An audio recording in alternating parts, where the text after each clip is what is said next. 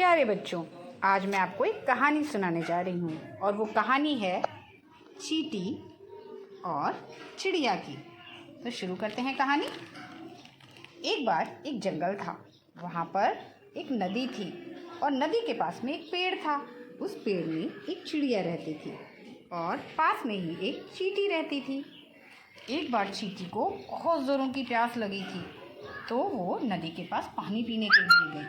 अचानक उसका संतुलन बिगड़ गया और वो नदी में गिर गई। चिल्लाने लगी, बचाओ बचाओ। उसी समय पेड़ पर बैठी हुई चिड़िया ने उस चींटी की चीख को सुन लिया और अचानक उसके दिमाग में एक विचार आया और उसने पेड़ से एक पत्ती को तोड़ करके उस नदी के पानी में डाल दिया। उस नदी के पानी में डालने के बाद जैसे ही वो पत्ती उस चींटी के पास पहुंची तो चींटी झट से उस पत्ती के ऊपर चढ़कर बैठ गई और जैसे ही पत्ती नदी के किनारे लगी वो नदी से बाहर निकल आई और इस तरह उसकी जान बच गई।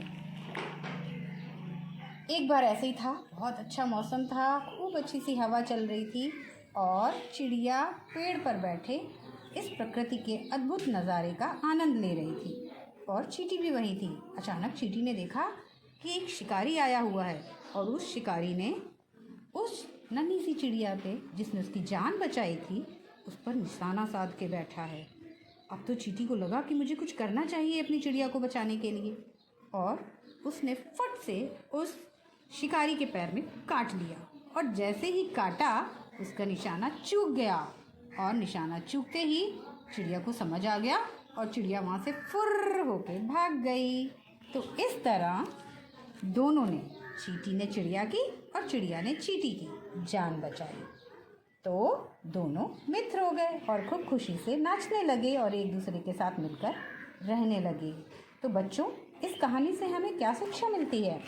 इस कहानी से हमें ये शिक्षा मिलती है कि हमें ज़रूरत पड़ने पर एक दूसरे की मदद ज़रूर करनी चाहिए। और इंग्लिश में भी एक कहावत कही गई है ना, a friend in need is friend in deed.